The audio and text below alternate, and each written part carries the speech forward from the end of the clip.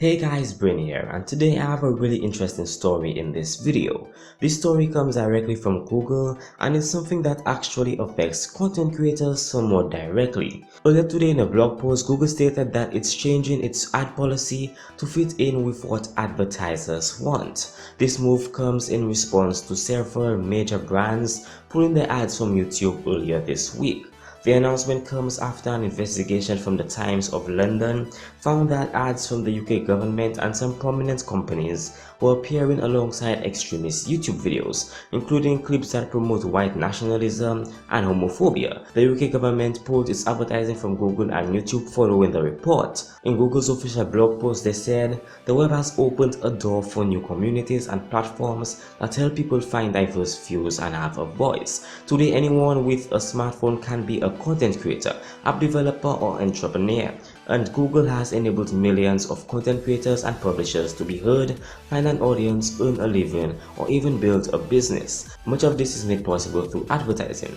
Thousands of sites are added every day to our ad network, and more than 400 hours of videos are uploaded to YouTube every minute. We have a responsibility to protect this vibrant creative world, from emerging creators to established publishers, even when we don't always agree with the views being expressed. But we also have a responsibility to our advertisers who help these publishers and creators thrive. We have strict policies that define when Google ads should appear, and in the vast majority of cases our policies and tools work as intended, but at times we don't get it right. Recently we had a number of cases where brands ads appeared on content that was not aligned with their values. For this we deeply apologize. We know that this is unacceptable to other advertisers and agencies who put their trust in us. That's why we've been conducting an extensive review of our advertising policies and tools, and why we made a public commitment last week to put in place changes that would give brands more control over where their ads appear. I wanted to share that we've already begun ramping up changes around these areas: our ad policies, our enforcement of these policies, and new controls for advertisers.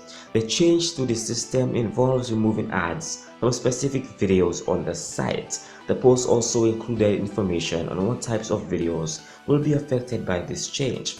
This includes removing ads more effectively from content that is attacking or harassing people based on their race, religion, gender, or similar categories. This change will enable us to take action where appropriate on a larger set of ads and sites. We also tighten safeguards to ensure that ads show up only against legitimate content creators in our YouTube Partner Program, as opposed to those who impersonate other channels or violate our community guidelines. Finally, we won't stop at taking down ads. The YouTube team is taking a hard look at our existing community guidelines to determine what content is allowed on the platform, not just what content can be monetized. And this change of YouTube system makes complete sense because YouTube is a company, and at the end of the day, they need to keep the trust of the companies that they work with. And I can actually see the story from the perspective of the advertisers. An example would be a company selling kids products. They wouldn't want their ads appearing alongside videos with hate speech or extreme propaganda. That would make sense because most likely the audience watching those videos would have little interest in what they're offering. But on the other side, I can see this update from the perspective of creators on YouTube. There are a lot of channels who make somewhat non-advertiser friendly videos on the website. This includes channels like H3H3, Leafy Drummer, and iDubbbz. And while not all the videos from these channels are extreme, they do tend to have a reputation of doing extreme things. But the difference between being extreme and being completely unadvertiser friendly is huge. These channels sometimes create extreme videos that actually draw in audiences and make good points. And from this update, I also see that there will be an effect on news sites. Usually there are a lot of extreme articles on certain websites online. Will they be exempt from this change, or will the change take full effect on them? My question is, what sets a boundary between advertiser friendly and not advertiser friendly?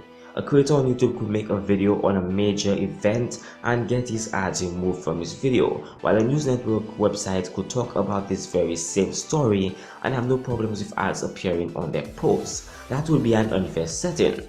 But that's all I have to say here in this video. I want to hear your thoughts below. If you want to read the full blog post on YouTube, I'll drop a link down below so you can check it out for yourself and come to a conclusion of your own. If you're a first time viewer and enjoy this video, consider subscribing because I make videos like this every single week, Monday to Friday, but not every day, Monday to Friday. Also, feel free to check out my previous videos using the links provided below. Like if you liked, and I'll be seeing you in the next video.